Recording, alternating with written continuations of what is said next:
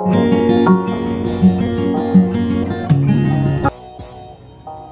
students, I am Alok Kumar Dangi. Welcome to you all in the lecture of the Polytechnic classes. So today we are going to discuss about noun and types of noun. Basically मैं only noun और इसके जो types हैं old English के आधार पे और modern English के आधार पे, दोनों के आधार पे मैं इसका जो टाइप्स है उसे मैं बताऊंगा और इसका जो डेफिनेशन है इसके टाइप्स का उसे मैं अगले लेक्चर में आप लोग को बताऊंगा. So watch the video to last and carefully as well as I am requesting to your please अपने साथ कॉपी और पेन लेकर जरूर बैठे. तो ये हम स्टार्ट करते हैं आज के लेक्चर को. तो सबसे पहले नाउन है. What is noun?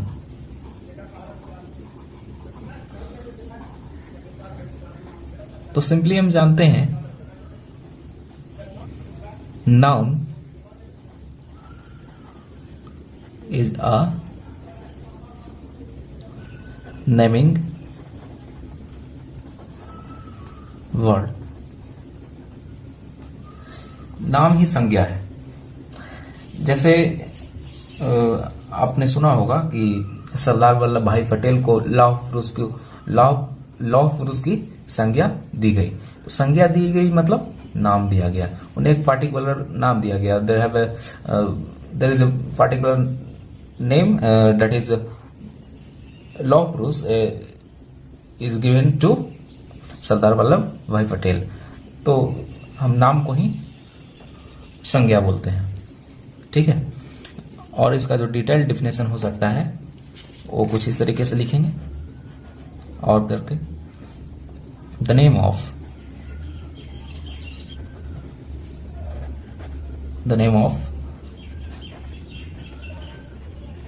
Person, place, thing, quality, action यानी कि कोई काम, एनीथिंग इज कॉल्ड नाउन. यानी कि किसी पर्सन यानी कि किसी व्यक्ति के नाम को, किसी स्थान के नाम को, किसी चीज के नाम को, किसी क्वालिटी गुण के नाम को, किसी एक्शन यानी कि किसी काम के नाम को हम संज्ञा कहते हैं. ठीक है. अब आइए इसका एग्जाम्पल देखते हैं. जैसे पर्सन के लिए आ सकता है, क्या आ सकता है? राम, किसी का भी नाम हो सकता है. राहुल, बराक ओबामा, कुछ भी लिख सकते हैं यार. ठीक है. अब बात आती है प्लेस की. प्लेस यानी कि कोई स्थान का नाम. तो इसमें आ जाएगा कोई भी स्थान का नाम लिख लेते हैं. जैसे गया, इसके बाद कुछ भी, रांची, तो यह स्थान का नाम हो गया. अब बात आता है थिंग का, यानी कि कोई चीज. जैसे मैं भी पेन से लिख रहा हूं तो पेन, कॉपी. ठीक है. कुछ भी लिख सकते हो आप. क्वालिटी यानी कि कोई गुण. गुण का एग्जाम्पल क्या हो सकता है? जैसे मैं लिखता हूं ऑनेस्टी, ईमानदारी. ईमानदारी एक व्यक्ति का गुण है जो उसके नेचर को बतलाता है. ब्यूटी, सुंदरता, देखने में वो कैसा है, गुण हो गया. स्टुपिडिटी, नालायकपन.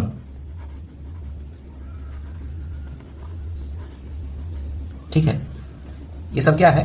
ये व्यक्ति के गुण को बतला रहा है. एक्शन, ठीक है, यानी कि कोई काम. तो अब बात आता है जैसे किसी काम का नाम. जैसे मैं लिखता हूं एक वर्ड ऐड. ऐड क्या है? एक वर्ब है. ऐड मतलब क्या होता है? जोड़ना. तो इससे हम नाउन बना सकते हैं एडिशन, यानी कि जोड़ना एक काम हो गया, एडिशन. मैं लिखा क्रिएट, इसे बना दिया क्रिएशन. जैसे प्यूरिफाई, ठीक है, इसे क्या बन सकता है? प्यूरिफिकेशन.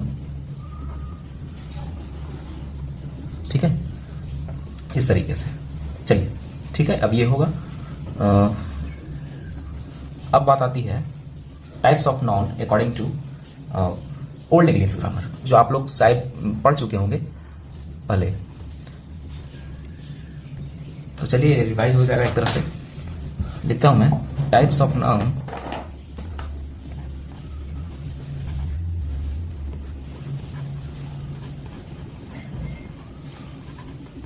अकॉर्डिंग टू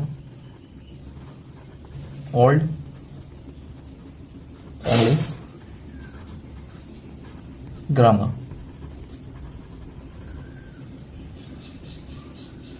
ठीक है, तो इसके 5 टाइप्स होते हैं। आप शायद इसे भली भांति परिचित होंगे। पहला है प्रॉपर नाउन, ठीक है। दूसरा कॉमन नाउन। तीसरा कलेक्टिव नाउन, यानी समूहवाचक संज्ञा, ठीक है। नेक्स्ट है मटेरियल नाउन,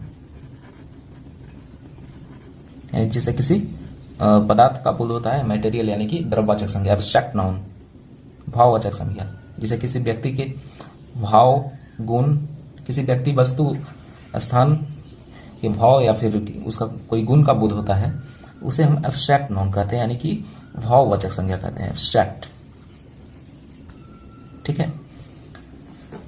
प्रॉपर मतलब हो गया व्यक्तिवाचक संज्ञा, जैसे जिसे किसी विशेष व्यक्ति, स्थान या फिर कोई प्लेस का बोध होता है, उसे हम प्रॉपर नाउन कहते हैं, व्यक्तिवाचक संज्ञा कहते हैं। जैसे में हो गया राम, पटना, पेन, ठीक है। ये सारे एग्जांपल्स हैं प्रॉपर नाउन के। कॉमन नाउन मतलब हो गया जातिवाचक संज्ञा, यानी कि जिससे किसी विशेष जाति का बोध होता है, उसे हम कॉमन नाउन कहते हैं। जैसे में टीचर, शिक्षक। टीचर मैंने बोल दिया, यानी कि पूरा शिक्षक जाति का इससे बोध हो रहा है, वो मेल है या फिर फीमेल, उससे हमें कोई मतलब नहीं है। स्टूडेंट, ठीक है। गर्ल मतलब पूरे गर्ल्स का, ये नहीं कि कोई सीता है तो कोई गीता है, उससे हमें मतलब नहीं है। गर्ल बोल दिया हमने, मतलब हमने पूरा जाति का बोध कर दिया। कलेक्टिव यानी कि समूहवाचक संज्ञा, जिससे किसी समूह का या फिर किसी भीड़ का बोध होता है, उसे हम कलेक्टिव नाउन कहते हैं। जैसे family, okay.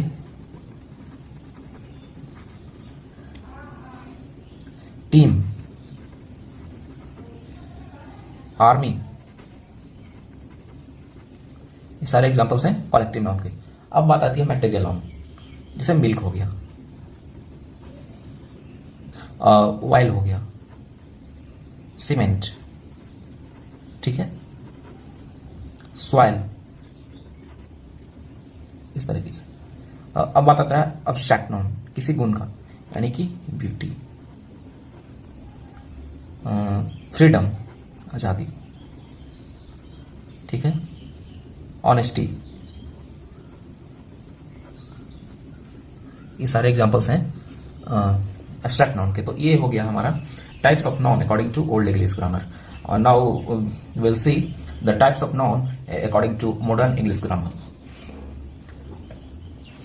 Now we are going to discuss about types of noun according to modern English grammar.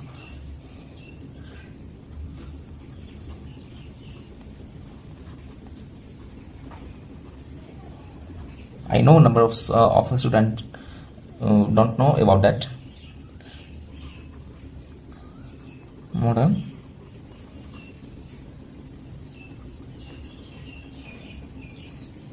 English grammar.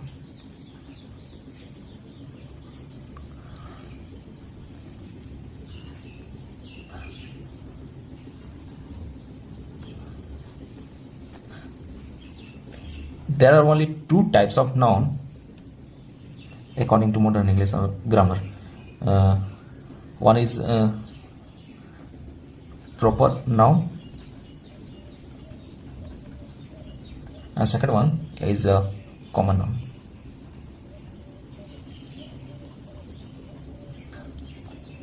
Proper noun के एग्जाम्पल्स तो हम देख चुके हैं, जैसे राम,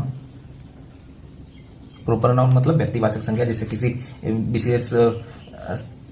किसी विशेष व्यक्ति, स्थान या फिर नाम का बोध होता है, उसे हम प्रोपर नाउन कहते हैं, यानी कि व्यक्तिवाचक संज्ञा कहते हैं। जैसे पटना हमने लिखा था, स्थान की जगह पे कुछ भी कोई सामान हो गया, तो जैसे कोई टेबल हो गया, इस तरीके से लिख सकते हैं। हाँ, अब कॉमन नाउन का बात आता है, तो कॉमन नाउन का यहाँ पे दो टाइप होता है।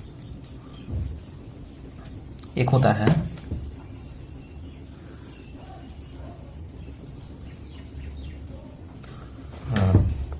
कॉन्क्रीट नाउन,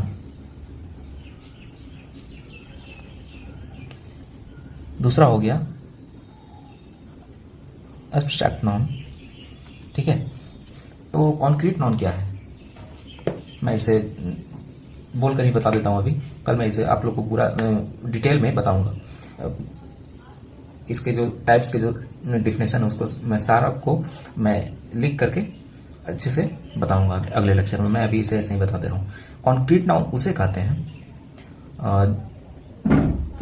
वैसा चीज जो हमारे समझ भौतिक रूप से उपलब्ध है, जिसे हम देख, छू या पकड़ सकते हैं, उसे हम कॉन्क्रीट नाउन कहते हैं।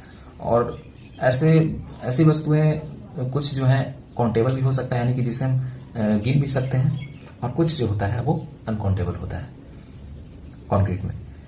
और एब्स्ट्रैक्ट का नाउन क्या है?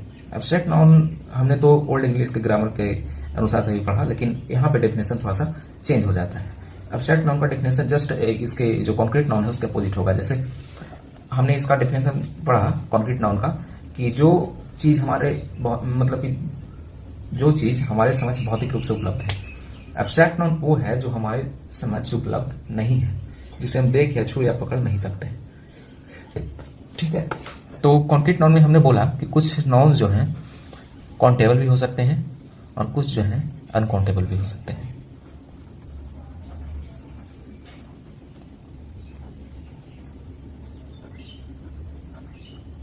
इसमें भी कुछ जो हैं काउंटेबल होंगे, कुछ अनकाउंटेबल होंगे। ठीक है,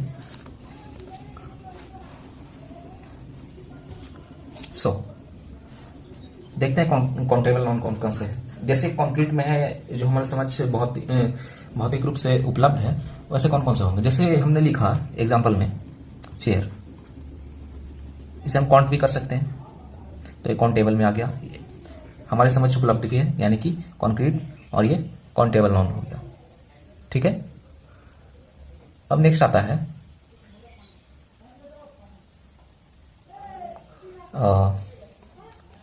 पेन।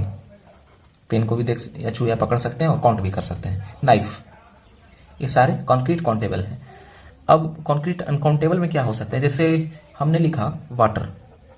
वाटर को तो हम काउंट नहीं कर सकते, लेकिन क्या है, इसे हम पकड़ सकते हैं, देख सकते हैं, छू सकते हैं, हमारी समझ उपलब्ध है। सीमेंट, सीमेंट को भी हम नहीं काउंट कर सकते हैं, लेकिन ये भौतिक रूप से उपलब्ध है। गोल्ड, सोना, इसे गिन सकते हैं? नहीं। अब बात करते हैं एब्स्ट्रैक्ट में काउंटेबल कैसे है। ज्यादातर लोग मान करके ये चलते हैं according to modern English grammar की, जो मटेरियल और एब्स्ट्रैक्ट नाउन जो होते हैं वो वे मुख्यतः जो है क्या बोलते हैं, एब्स्ट्रैक्ट नाउन होते हैं। तो ऐसा नहीं है, इसमें काफी कंफ्यूजन क्रिएट हो सकता है, तो इसे हम डिवाइड करके ही पढ़ेंगे। इसे काउंटेबल में लिखेंगे। एब्स्ट्रैक्ट में हो गया थाउट, सोच, कई सोचें भी हो सकती है। ड्रीम, ठीक है, ड्रीम भी कई हो सकता है। आइडिया, स्टेटमेंट, ठीक है, इस तरीके से। अनकाउंटेबल, जैसे beauty,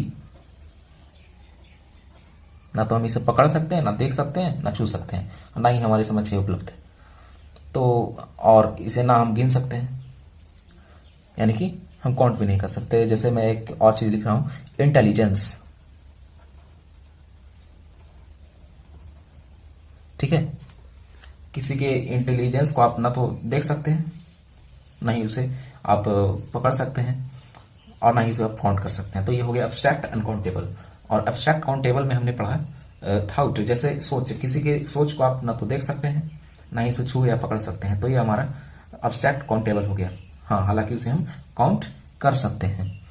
dream that is same. So आज के लिए इतना ही। मैं इसके जो टाइप्स का जो डेफिनेशन है मैं अगले लेक्चर में इसे बताऊंगा। तो आज के लिए इतना ही।